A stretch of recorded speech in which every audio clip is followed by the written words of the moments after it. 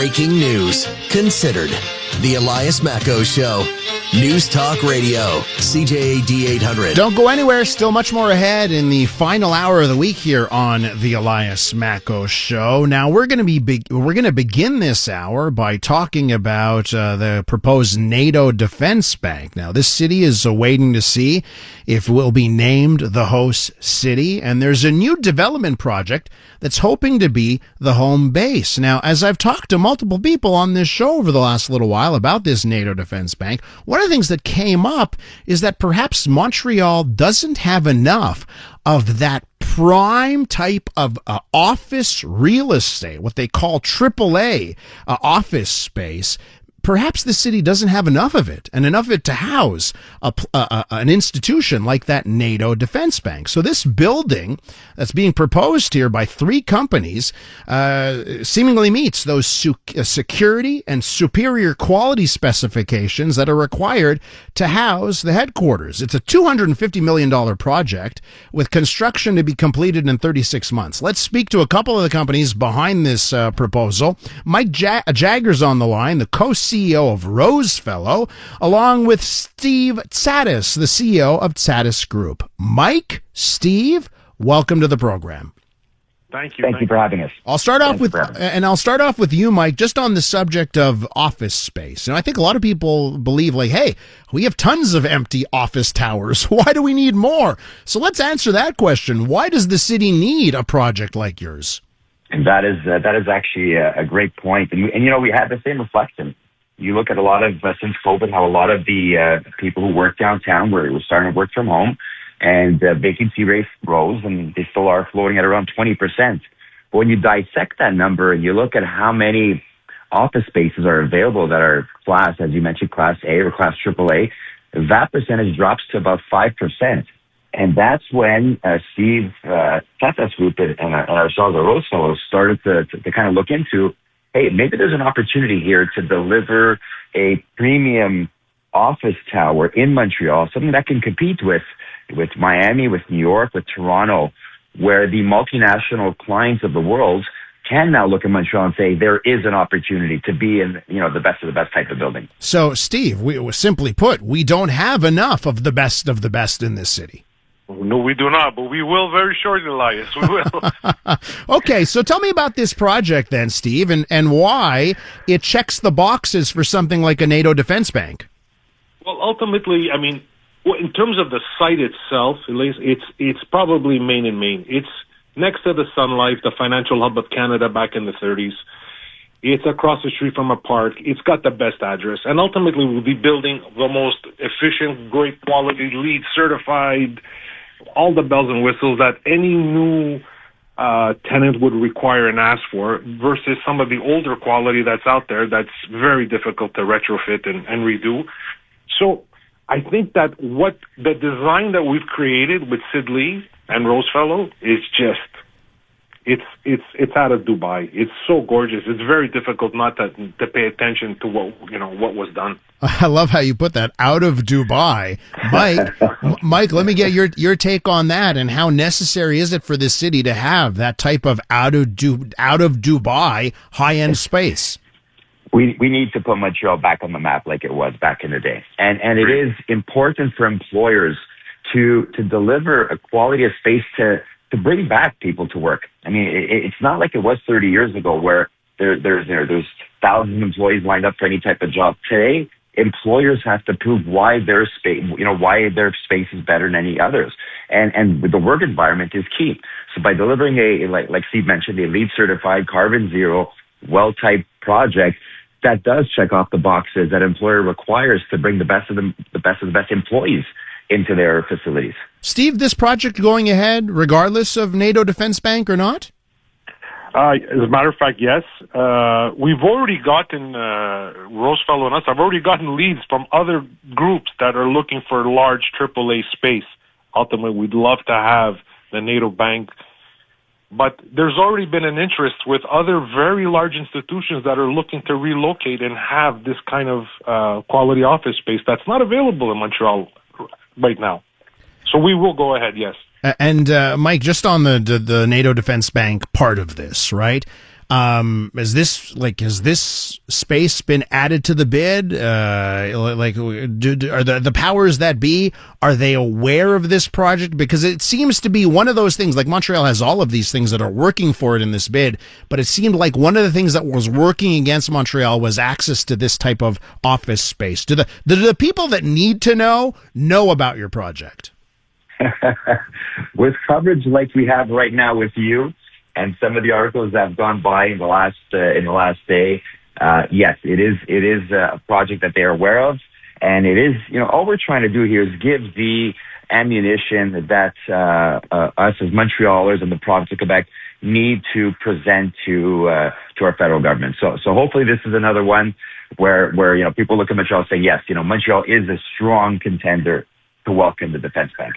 With Mike Jagger, co-CEO of Rose Fellow, and Steve Tsatas, the CEO of Tsatas Group, when we're talking about a proposal for a new office building in downtown Montreal that would be perfect to house an institution like the NATO Defense Bank. Steve, let me just ask you about, the stuff that doesn't cut it right now in downtown Montreal, the office space that's a 20% vacancy. Why not just redo that stuff? Why not just make that stuff, go in, gut it, make it into a AAA space as opposed to building from scratch here? That's a great question. Ultimately, with new codes of construction and these buildings and being, rather dated 70s, 80s, we would require so much work just to make it happen for these large tenants that are looking at stuff that's very design driven. So it would be a great thing to retrofit them. Problem is, it will probably cost almost as much as doing a new construction these days. It's gone to that point.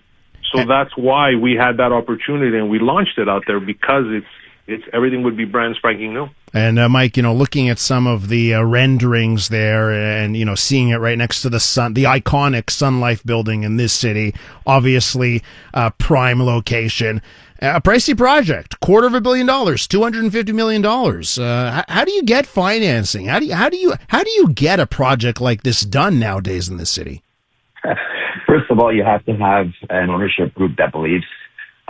We're not dependent on a third party. So Tsatas Group and Rose Fellow have looked at this on every aspect. One, when it comes to rental rates. Second, can the city absorb this kind of Class A type project, and is there a demand for it? And we believe absolutely yes on all fronts. So we're excited, and we're going to put our money where our mouths are. Steve, when do doors open? If all goes well, when does this building welcome its first tenants, NATO Bank or not? Once, I believe it would probably start in about a year and then ultimately take about 36 months to complete the project. The shell building, then of course, the tenant would have to simultaneously do their interior work. But 4 years. 4 years. 4 years. Gotcha. Steve, Mike, anything I didn't mention that you want to mention before I let you go? We're just proud that Montreal is back on the map. For so long, when you think Canada, people are talking about Toronto, we're talking about Vancouver, and we're just happy to see the news go out, across the nation, even into the United States, how Montreal is back, and we're proud to do our little part in this. You got inside info, you guys. Are we going to get this bank? Tell me, one of you, are we getting this bank? We're going to all we'll let you know in a few months, Elias. All right, we'll leave it there. Thanks to the both of you guys. Appreciate your time. Thank you. Thank you so much. Thanks. Mike Jagger, co-CEO of Rose Fellow, Steve Tsatas, the CEO of Tsatas Group, looking to build that building. Go search out the renderings. It's on the CTV Montreal website if you want to see the proposal and just how good it looks. When we return on the... Close your eyes and you can hear the entire world come alive. 2026 FIFA World Cup is on. And you can stream it all live on TSN Radio. From the opening kickoff to the final celebration, every match, every moment. Listen to FIFA World Cup on TSN Radio. Gives Canada the liftoff. Available on iHeartRadio.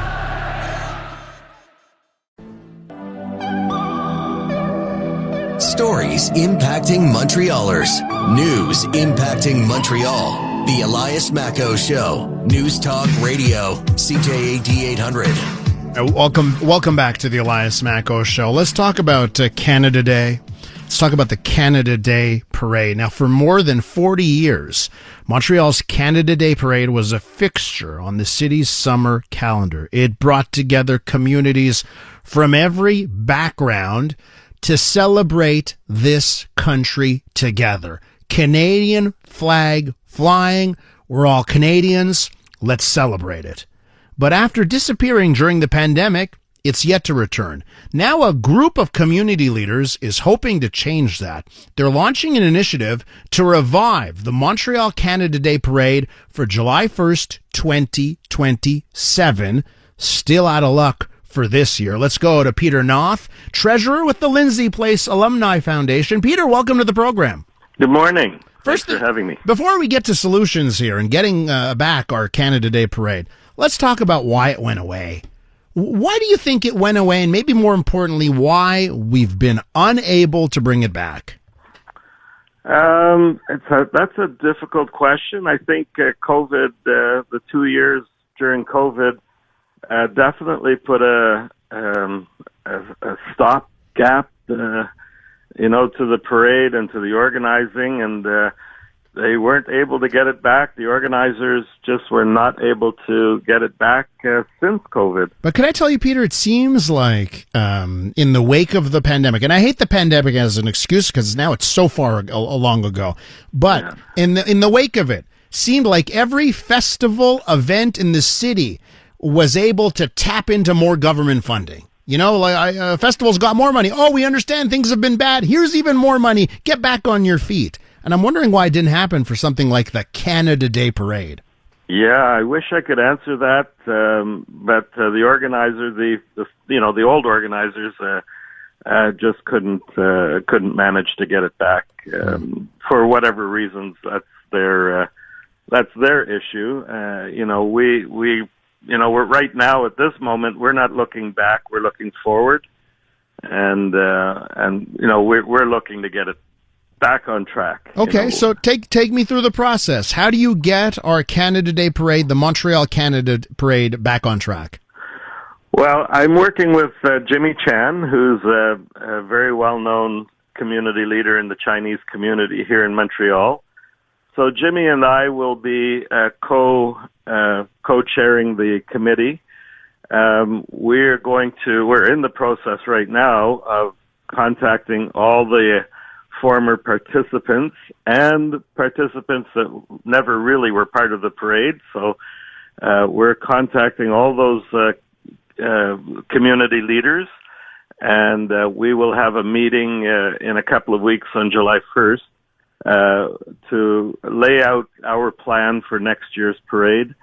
And then we're going to start right away fundraising. We're going to tap into the government. All the grants that you mentioned were available. We're going to tap into those resources, and we're going to. It's my personal vision to make the parade bigger and better than it ever was. In the sense that I really want everybody involved, every community, Italian, Greek, Caribbean, Indian, Chinese, Philippine, everybody. That's my vision. It always has been, but this time around, I think we'll make it happen. So let me ask, have you gone knocking on government doors yet? You're going to wait for that? Because, it just seems to me like, a Canadian government, if they felt strongly about national unity, they snap their fingers, boom, here's the check. Of course, Montreal, one of the most important cities of the country, should have a Canada Day Parade. Boom, let's make it happen. So let's talk about what you hope to get from governments here. Well, I started with local government. I started with the new mayor of Montreal and the borough mayors, and I'm still waiting for a response from them to, I've asked them just for their support, moral support at this moment. So I'm waiting for them to get back to me to respond.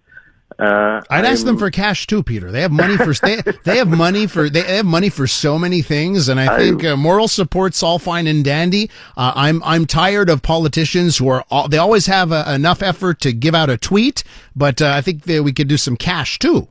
I agree with you. That'll be stage 2. I'm very close to MPs such as Francis Scarpaleggia and Peter Schiffke, and I'm looking forward to them supporting us because they're at the federal level, and our new mayor Soroya, is I imagine is a federalist. So I'm hoping to get all of those people in our corner. Yeah, she was a former Liberal cabinet minister, and I don't know if that, judging by how the federal government has treated nationalism, celebrating Canada over the last decade, I don't know if that works in your favor or not. But maybe there's been a change of heart over the last little while. Well, I'm gonna guess it'll have to do with personal relationships. At this point, rather than the big picture federalist and this, I think I'm going to work my personal relationships that I have with the MPs and the local politicians. And as I said, I want to start with moral support, and then we're going to hit them up for money. With Peter Nauth, he's heading, along with Jimmy Chan, he's heading a new push to bring back the Montreal Canada Day Parade. They want to bring it back for next year, for 2027. Peter, let's fast forward 1 year. Mm-hmm. What does it look like in your mind? You close your eyes, and you dream about what the parade looks like. Why don't you, over the radio here, paint the picture of what you hope it looks like next year? Well, right now, the last parades were, we had a huge Chinese contingent. We had we had contingencies from smaller groups. But this next year, here's what I'd like to see. I'd like to see the East Indian community, the Sikh community, the Greeks, the Irish, the Italians get involved, all the islands from the Caribbean. I would like to see those people get involved in this parade, and to make it, like really, really a colorful, vibrant, and active parade that really reflects what the city of Montreal has to offer. What street are they? I'm closing my eyes because I'm in the studio here. I'm telling all the people in their cars, do not close your eyes. But if we're dreaming right now, what street are they walking down? I imagine it'll be de Maisonneuve, from Fort to Phillips Square. That's generally the route, but that changes, depends on construction and the city. Mm-hmm. But generally, I think that would be the route. I think it used to be on St. Catharines from Fort to Phillips Square, but because of construction and new like Le Quartier des Spectacles, all those things make changes in the city. So we'll have to see what the city will allow us. Is there cake? Are there fireworks at the end? There will definitely be cake. There will definitely be music and celebration at the end of the parade. Fireworks, I don't think so, because we'll be in the middle of the city. So. True. Good point. Good point. So we'll have to be careful there. Peter, how do we get on board your venture? If we've got listeners here who are as fed up as you are that we haven't had this parade over the last few years, how do they join your cause? So on July 1st, Jimmy and I are going to have a meeting with community leaders at his cafe in Kirkland, Walk Cafe. And we're just going to discuss and lay out some plans. So that's not really what the public would be interested. But I will, over the next few months, I'm going to create a corporation that will run the parade. And I will create a website that will be dedicated to the parade. So as we move forward in the next, let's say, 2 or 3 months, towards the end of the summer, I will have all that on board, and I would love to come back online with you and let you know where we're going. Peter, keep us in the loop, and thanks for joining us today. Thank you, sir. Peter Nauth is leading the charge here to bring back the Montreal Canada Day Parade. When we return on the Elias Macko Show, the rest of the show really is action-packed. One of the stories we'll be covering is what happened in this city during the Grand Prix when it comes to car theft. We're getting some numbers in this morning that are absolutely going to shock you. You'll hear it before this show ends. And on the flip side of the news, we're going to talk about water access Quebec shorelines. Have you ever wanted to go for a swim or put your boat into the water and found it's too difficult in this province? Group's trying to change that. We'll get the details next. Hello, Canada. This is Bryan Adams Radio. Hosted by Bryan Adams himself. We'll play a few of mine, a ton of my favorites, and some must-hear behind-the-scenes stories from the world of rock and roll. I'm coming to get you! One thing about doing rock and roll so long is you end up meeting a lot of the people that you admire. Sometimes you even get to work with them. It's only love, and that's all. Bryan Adams Radio. I'm coming back to you. Now available on the free iHeartRadio app. Hey everybody, how are you tonight? Sounds great. Missed something? Subscribe to the Elias Macco Show podcast to catch up. Available on iHeartRadio and wherever you get your podcasts. With the amount of beaches and lakes and rivers across this province, you would think, and by the way, we're on an island, folks. Montreal, we're an island. You would think, given all of those things, accessing water in this province would be easy. But you know what? It's not. New campaigns trying to change that. We'll take a look next.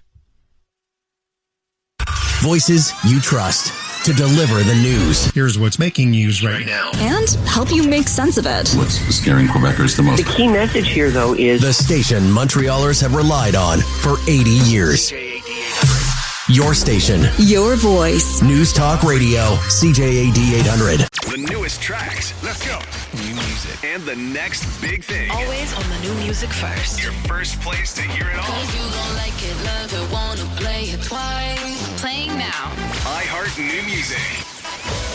Your digital station for brand new drops, fresh finds, and tomorrow's bangers.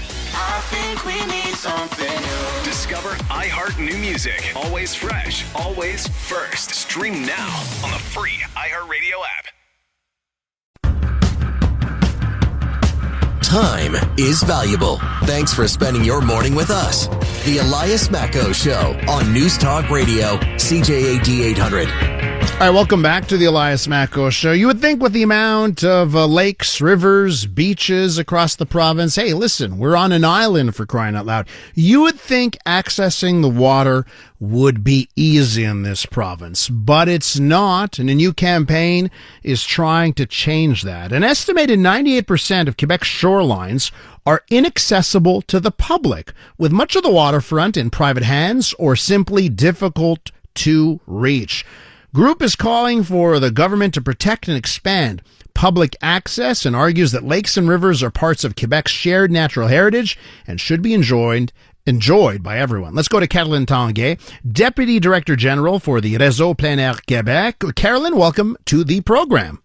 Hi, thanks for receiving me. How frustrating is it for you, how difficult it is to access water in this province? It's really, really difficult, and it's becoming harder, actually, to reach water, but also to reach every natural environment. What we see is that there are generous landowners, there are working hard municipalities that work, and trail managers, for example, that work to secure and maintain access through easements, for example, and other means.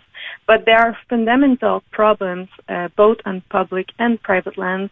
And what we're seeing is that access in Quebec is fragile, and it doesn't take much to lose it. Even if it's a fundamental, it helps to feed fundamental needs for people. So it sounds like there is a will, whether it's from municipalities and from the landowners, the private landowners, that want to see this situation improved, but there's something standing in the way. Let's talk about the problems. What stands in the way here?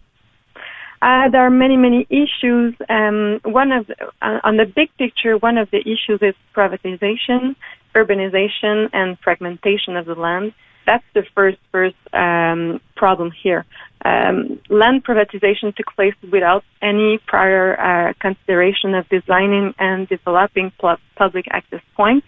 Then we have rapidly advancing urbanization everywhere in Quebec, and then we have land subdivision that make the situation even more complex. People want less to share the land if the land is smaller, and they might be disrupt a little bit more by the the outdoor enthusiasts, for example. So that is part of the problem, and the other big part of the problem is the actual liability, the civil liability regime we have in Quebec. Okay, let's talk about that, because I was thinking about this, and at one point in my mind I said, you know what?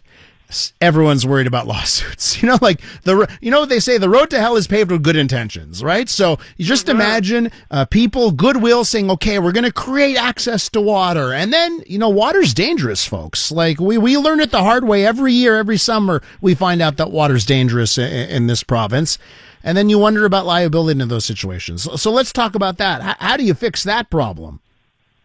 Well, let's talk about the problem first. Maybe everyone doesn't know about it, but if a landowner today share his property with anyone who can cross it, maybe to go canoe in the lake, if this person get an injury, he can actually sue the landowner. No matter how the landowner tries to protect himself or herself, he can actually be sued. That's a really big problem. And we think we need a legislative change for that. There are legal mechanisms that have been built in several regions around the world, and actually in 7 out of 10 provinces in Canada. We have kind of an exception in our laws that make it easier that protects actually landowners who grant public free access to their land to, for example, ride a bicycle or access to the shore. With Caroline Tanguay, Deputy Director General of Réseau Plein Air Québec, and we're talking about water access, shoreline access across the province here. So you mentioned 7 out of 10 provinces do something here. They've tweaked their laws to make it easier here. What's the on the provincial front here in Quebec City? What's the response from politicians on that? We haven't talked to them much about this issue. Actually, we tried a few years ago, and the answer was not really. We didn't have an opening on the from the Ministry of Responsable du Sport, du Loisir et du Plein Air. So what we did is we did our homework. We worked hard to really go deep in the subject, do some research, explore what are the mechanisms that have been, built in other places in the world to arrive and say, what we're asking, what we're wanting is actually a real thing we need to get done, So we're going to try during the summer and until the Quebec election in October to talk to the different political parties and to the government still in place.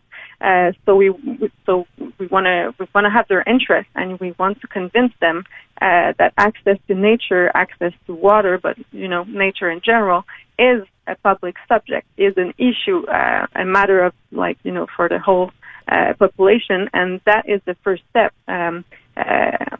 Changing the civil liability regime for landowners is the really first step, but it's going to be a long process, and we want them to take action now. And again, it's not like these solutions are hidden. We point to other jurisdictions here that have already solved this problem, quote unquote, solved the problem. What does success look like for you, Caroline? I don't know if there's a spot around the world, whether it's another province or another country, that you feel, hey, these guys get it. The way they're doing it is what we should emulate here in Quebec. Mm-hmm. That's a tough question, because we're looking for sure in Scotland and Scandinavian countries, and we say, hey, that's what we want, because it seems just fine. It seems perfect. They seem there to have to have success with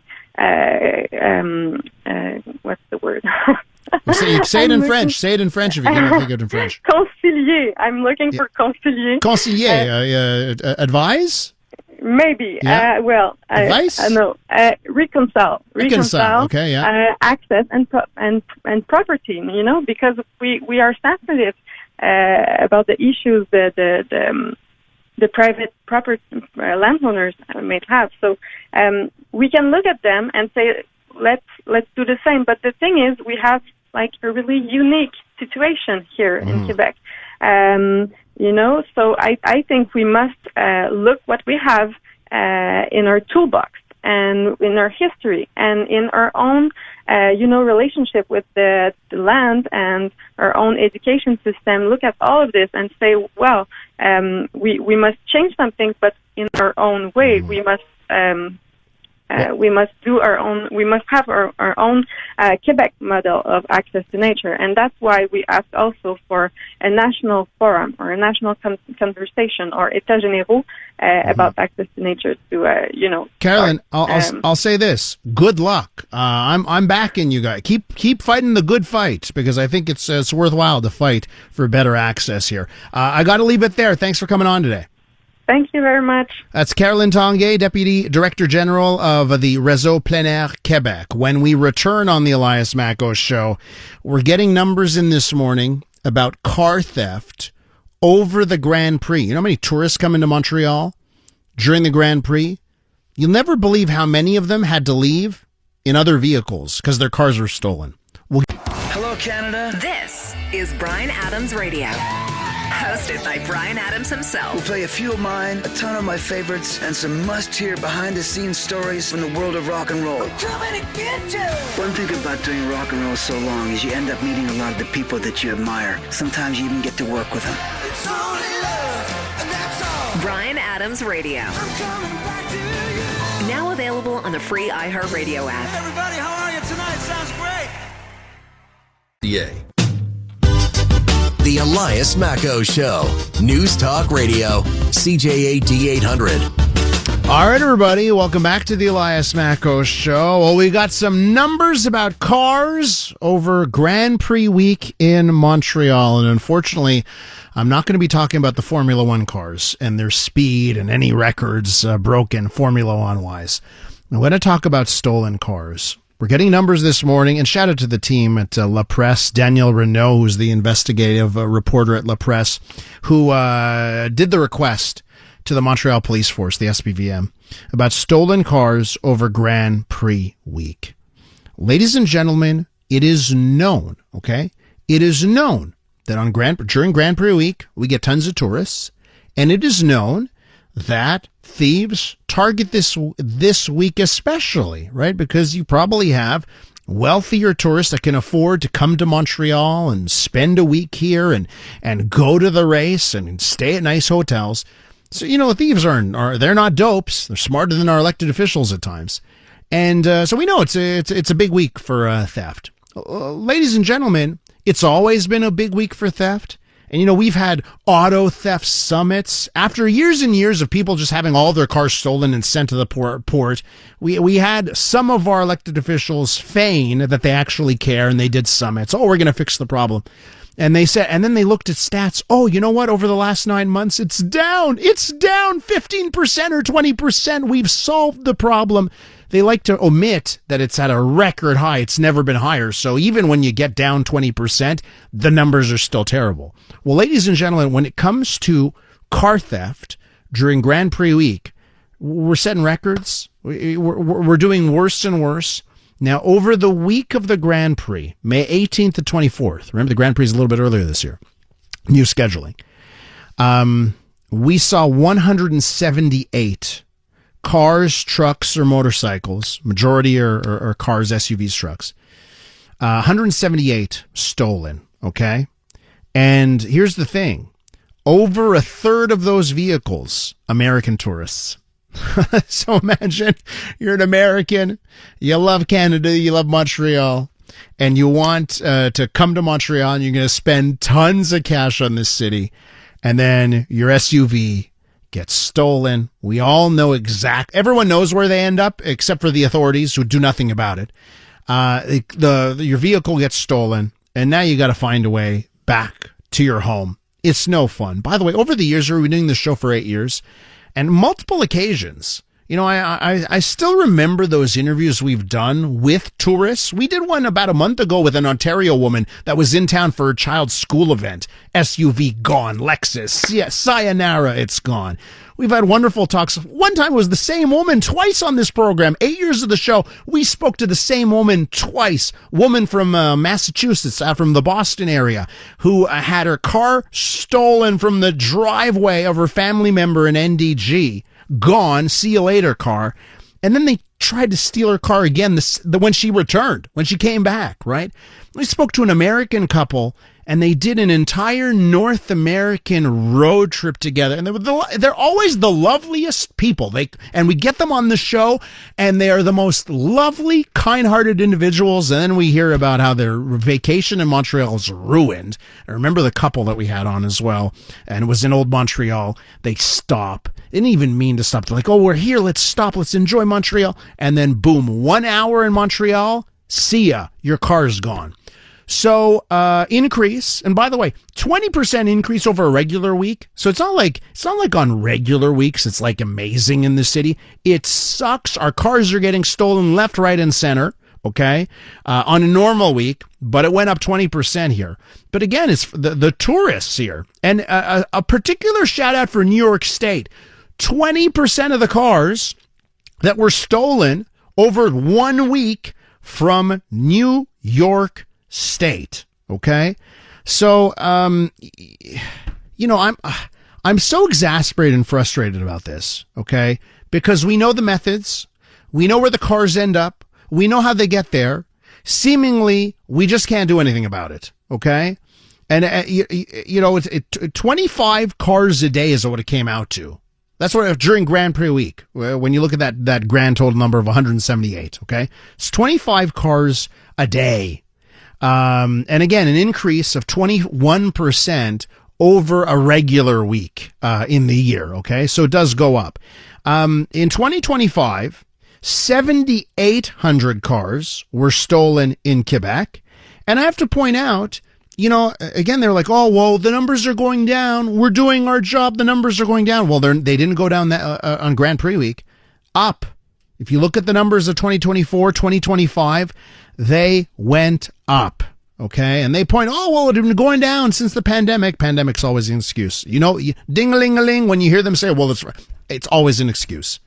So, numbers are back up. We can't, and, you know, the police are like, oh, well, get a tag, get a Bluetooth tracker. But you know what? Sometimes your air tags don't work. You know, I'm reading some of the quotes here by the SPVM cops, talking about protecting yourself. And they're like, well, the air tags aren't the greatest. Get a tag, get a this. You know, how about, there's two things here. One is the authorities have to do their job. And when you arrest someone, you have to make sure there's a penalty. The reason why this is such an easy thing to do is because even if you get caught, they do nothing to you. It's a crime without consequences in this country. So of course it's not going to stop. Anyways, and I'll wag my finger at some of the manufacturers. They do make their cars far too easy to steal. All right, we're going to wrap up the Elias Macko Show next. Second look at the Big Five. Mayor of Montreal says the homeless encampment along Notre Dame East will not go away, even if the international TV cameras are rolling. That's Close your eyes, and you can hear the entire world come alive. 2026 FIFA World Cup is on, and you can stream it all live on TSN Radio. From the opening kickoff to the final celebration, every match, every moment. Listen to FIFA World Cup on TSN Radio. Gives Canada the liftoff. Available on iHeartRadio. Super weird stance. It gets even weirder when you dig into the quote from the little press story you guys sent me this morning. Check this out. No translation necessary. Moi, j'appelle ça de la mixité sociale et de la cohabitation. Wow. This is mixité sociale, according to the mayor of Montreal. That's truly frightening. It's a level of self-flagellating, boneheaded leftism that escaped even the previous administration. I mentioned this in Dan Delmar from the Big Five this morning. It was Dan and Trudy Mason. It was just fantastic. Mayor of Montreal says for the big world road cycling competition coming to Montreal in September, and it's going to be running along Notre Dame East, they're not going to remove the homeless encampment. So our misery will be on full display. Get our panelist take on that and more on the Big Five podcast. You can get that on the iHeartRadio app, wherever you get your podcasts. By the way, the whole Elias Macko show now uploaded online on our website and on the podcast app, so you can listen to the whole kit and caboodle. Maxim Kadot, Jay Farrar, doing the heavy lifting behind the scenes. Get us to air this week. Thanks so much, fellas. I have to leave it there. Have a great weekend. Close your eyes, and you can hear the entire world come alive. 2026 FIFA World Cup is on, and you can stream it all live on TSN Radio. From the opening kickoff to the final celebration, every match, every moment. Listen to FIFA World Cup on TSN Radio. Gives Canada the liftoff. Available on iHeartRadio.